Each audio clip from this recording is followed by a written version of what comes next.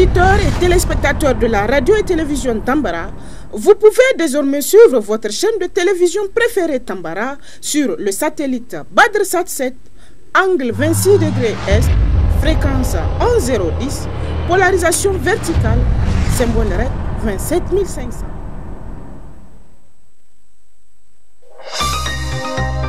Suivez le journal avec STM Transport Voyageurs, une nouvelle façon de voyager.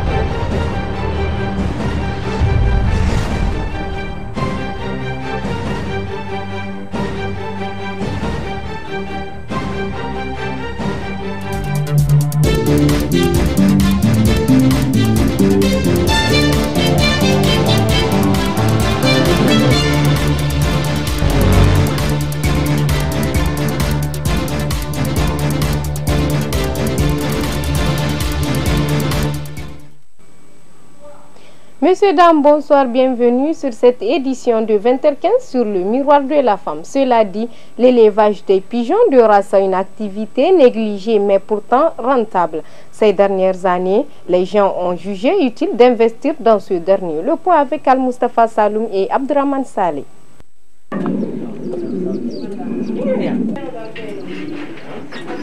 D'après les études, le Niger est considéré comme un pays à vocation d'élevage, mais ce secteur reste relativement faible en termes d'apport par rapport à son potentiel, car en dépit de tous les programmes et politiques mis en œuvre, ce dernier produit un faible rendement. C'est pourtant une activité comme toutes les autres exercée par passion ou habit lucratif. En dehors de l'élevage de la volaille, de la cuniculture et la pisciculture, une autre forme d'élevage vient s'aligner. Il s'agit de l'élevage des pigeons de race, communément appelés colombiculture. Cependant, ces dernières années, au Niger, un bon nombre de jeunes ont jugé utile d'investir dans l'élevage des pigeons de race, notamment celui des pigeons mondains. Le mondain est une race qui se démarque de par la taille, la forme et surtout de par sa grandeur. C'est dans cette optique que M. Alou Benoît, éleveur de pigeons mondains depuis 2019, nous explique les raisons qui l'ont poussé à embrasser cette activité, mais aussi nous révèle les avantages et inconvénients liés à ces derniers. Dans l'élevage de pigeons de race, notamment les pigeons mondains, il y a deux grandes difficultés. La première, ce sont des maladies qui affectent les sujets. Le deuxième plus grand problème, c'est le vol. Il y a des gens mal intentionnés qui se permettent de vous les voler si vous ne prenez pas les mesures. J'en ai payé les frais et j'ai été victime de vol.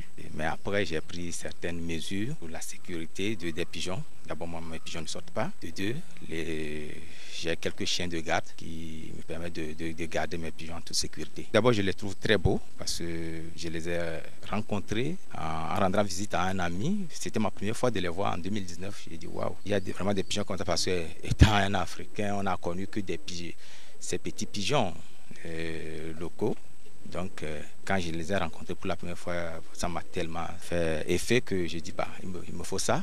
Et primo, c'était pour d'abord sa beauté, voilà, et la passion est venue par la suite. Il y a aussi, on ne peut pas le nier, c'est un métier rentable. Le couple coûte extrêmement cher aujourd'hui. C'est vrai qu'il y a quelques hauts et des bas parce que la vie n'est toujours pas rose tout le temps. Donc souvent c'est cette partie-là qui retient l'attention des gens. Quand on dit que les pigeons coûtent tant et rapidement, ils sautent là-dedans sans savoir que sans la passion, rien ne peut avancer. Il faut vraiment aimer la chose et quand vous le faites avec passion, là, forcément le résultat, quand il est là, ça paye toujours.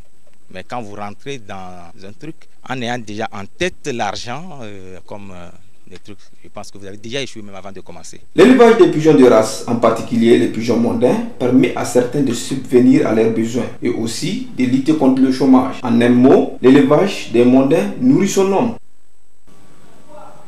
Au Niger, nous vous proposons le bulletin des forces de défense et de sécurité du 29 décembre 2024 au 1er janvier 2025, dont plusieurs actions de sécurisation du territoire ont été entreprises avec des résultats probables. Suivez cet élément émis par nos pays voisins.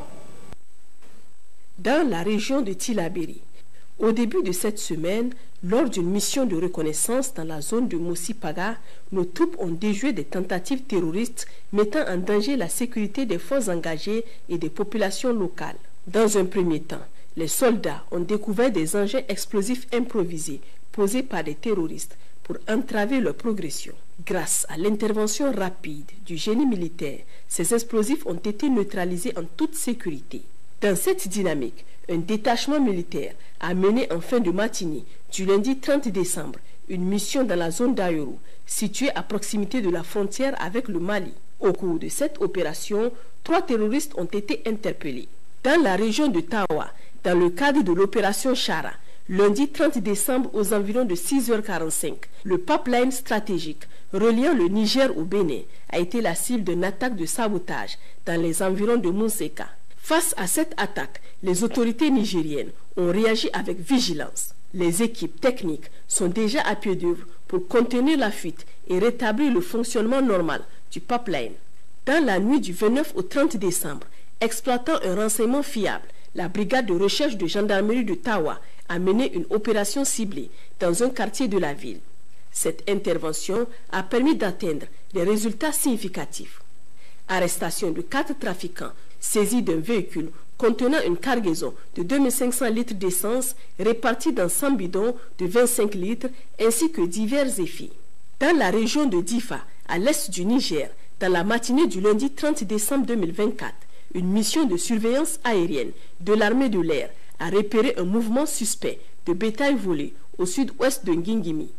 Alertées sans délai, les troupes au sol ont immédiatement lancé une opération ciblée pour neutraliser les malfaiteurs.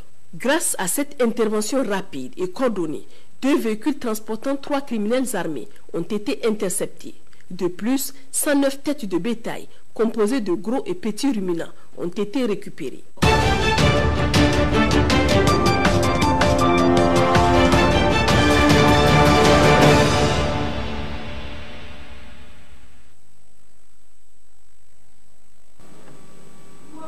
Actualité hors de nos frontières, ONU, nouveaux membres ont fait leur rentrée, à savoir le Danemark, la Grèce, le Pakistan, le Panama et la Somalie le jeudi au Conseil de sécurité des Nations Unies pour la période 2025-2026. Le reportage de Africa News. Le Danemark, la Grèce, le Pakistan, le Panama et la Somalie ont fait jeudi leur entrée au Conseil de sécurité des Nations Unies en tant que nouveaux membres non permanents pour la période 2025-2026. Aboubakar Dahi Osman, ambassadeur de la Somalie, a exprimé la fierté de son pays pour son rôle actif au sein de l'Union africaine, de la Ligue arabe et de l'Organisation de la coopération islamique. Il a souligné l'engagement de Mogadiscio à répondre aux attentes de ses partenaires régionaux et internationaux tout en renforçant sa contribution aux initiatives collectives. Les 5 nouveaux membres rejoindront l'Algérie, la Guyane, la République de Corée, la Sierra Leone et la Slovénie au Conseil de sécurité de l'ONU, un conseil présidé par l'Algérie jusqu'au 31 janvier prochain. Un objet métallique de 500 kg s'écrase à Kenya dans un village à l'est du pays mercredi dernier. Les agents spéciaux étaient sur les lieux. Africa News pour le reportage. L'année 2025 a débuté avec une surprise venue d'ailleurs au Kenya. Un objet métallique de 500 kg s'est écrasé mercredi dans un village à l'est du pays. Pour l'agence spatiale, il s'agit probablement d'un fragment de fusée tombé de l'espace. Le major Aloy Sewer, responsable de l'agence, était sur les lieux. Il a tenu à calmer les inquiétudes des villageois. Nous pouvons confirmer que l'objet a été localisé et que les habitants de la région n'ont pas à s'inquiéter. Il s'agit d'une partie d'un objet spatial en forme d'anneau métallique, probablement issu d'un étage de séparation d'une fusée. Nous devons évaluer son impact sur la zone et identifier précisément l'objet spatial en question pour pouvoir appliquer les mécanismes juridiques prévus par le traité international sur l'espace extra-atmosphérique. À l'heure où les explorations spatiales deviennent de plus en plus fréquentes, les autorités kenyanes entendent bien faire valoir leurs droits. L'encombrement croissant de l'orbite terrestre est un enjeu global, avec des milliers de fragments menaçant la sécurité au sol et dans l'espace.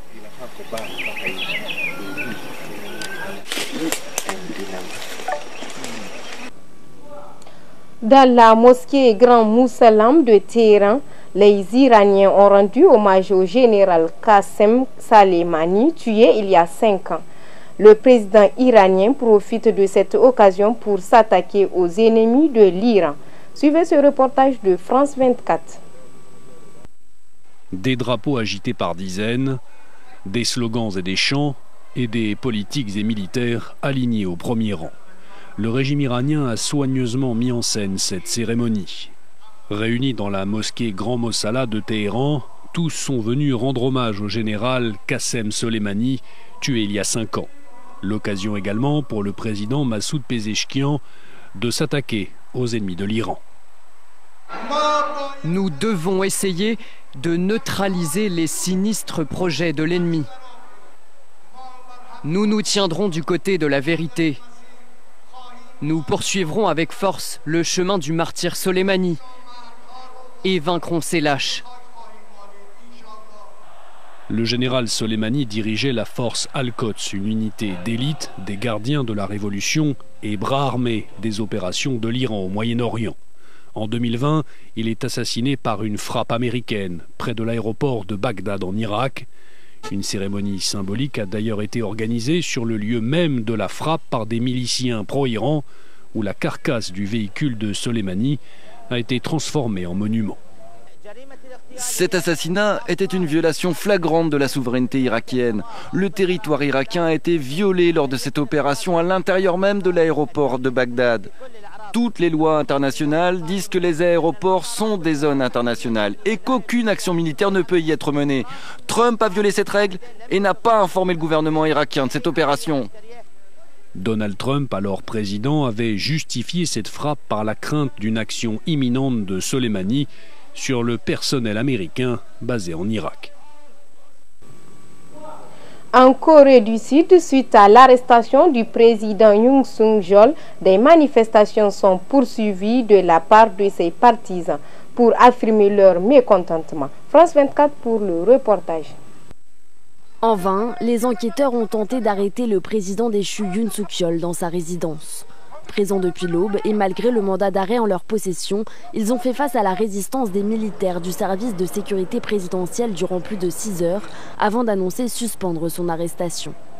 En ce qui concerne l'exécution du mandat d'arrêt aujourd'hui, il a été déterminé que cela était effectivement impossible en raison de l'impasse actuelle. Les préoccupations concernant la sécurité du personnel sur place ont conduit à la décision d'interrompre l'exécution.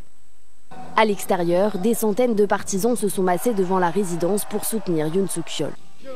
Le pays est dans un état de guerre civile et d'anarchie. Le président Yoon doit revenir pour pouvoir normaliser le pays. Quelques heures plus tôt, le président déchu a lancé un appel à la mobilisation, promettant de se battre jusqu'au bout. Non loin de là, de l'autre côté de l'avenue, les opposants de Yoon Suk-yeol sont eux aussi venus nombreux. Nous sommes ici aujourd'hui pour exprimer notre souhait qu'il accepte rapidement son arrestation, soit placé en détention et qu'il démissionne le plus tôt possible pour mettre fin aux troubles politiques actuels. Plusieurs tentatives de perquisition ont échoué ces derniers jours, retardant l'enquête visant à déterminer si la tentative d'imposer la loi martiale le 3 décembre dernier équivalait à une rébellion.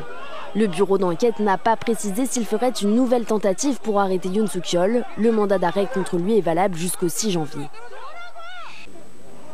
Dernier élément de cette édition au Congo, certains déplacés ont trouvé refuge dans la ville de Lubero où ils aspirent trouver une stabilité sécuritaire contre les attaques du groupe terroriste du M23 et pris l'assistance des autorités pour le rétablissement de l'ordre social.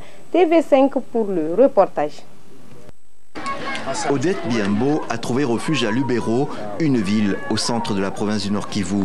Beaucoup de déplacés comme elle sont ici, fuyant les attaques du groupe rebelle du M23. Mais Odette Biambo craint de devoir prendre à nouveau la fuite. Nous vivons dans une insécurité permanente. Nous ne pouvons rien faire et même les enfants n'étudient plus. Nous voulons que les autorités mettent tout en œuvre, notamment les militaires, pour mettre fin à la guerre afin que nous puissions regagner nos villages. Lubero est desservi par la route nationale 2 qui traverse toute la province du nord au sud. Pourtant, la circulation reste limitée. Les voyageurs potentiels craignent des attaques. Plusieurs villages sur la route ont déjà été ciblés. Le M23 est arrivé alors que nous vivions à Alimbongo. Nous nous sommes enfuis vers Kitsambiro. La situation continue à se dégrader. Nous avons fui ensuite jusqu'ici à Lubero. Oui, l'armée congolaise travaille, mais ça n'est pas convaincant encore. Nous avons peur et on ne sait plus rien. Très présentes à Lubero, les forces armées de la RDC, toujours soutenues par les groupes d'autodéfense Wazalendo, affirment ne ménager aucun effort pour récupérer les localités occupées par les rebelles du M23. 2 villages seraient revenus sous leur contrôle. Devant la presse, elles montrent un captif présenté comme un soldat rwandais venu soutenir le M23. Apparemment, l'armée rwandaise, à travers les forces spéciales, ne respecte pas les droits de l'homme. Chaque fois qu'ils savent qu'ils sont en difficulté, c'est dans des écoles, des églises qui se cachent. En dehors de ça, il y a des civils qu'ils ont habillés en treillis militaires, qui sont placés devant lors des opérations pour servir de bouclier humain. Interrogé par la BBC, un représentant du M23 a démenti la présence de ce soldat rwandais ainsi que l'accusation d'utiliser des boucliers humains. Mais le groupe rebelle ne cache pas son intention de se saisir de Butembo, la 2e ville du Nord Kivu. Dans ce contexte, Lubero, un peu plus au sud, fait office de verrou. Messieurs, dames, c'est ici que prend fin ce journal de 20h15. Merci de l'avoir suivi et restez en compagnie de nos programmes sur le miroir de la femme.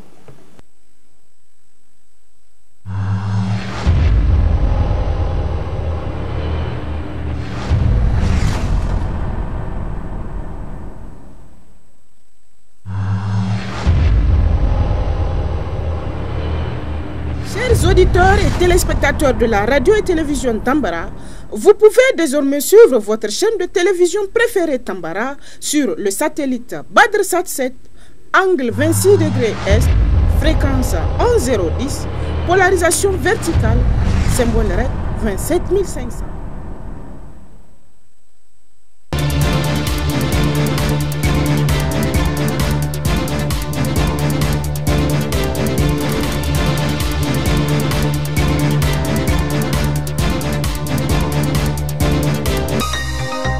Ce journal vous a été présenté par STM Transport Voyageurs. Une nouvelle façon de voyager.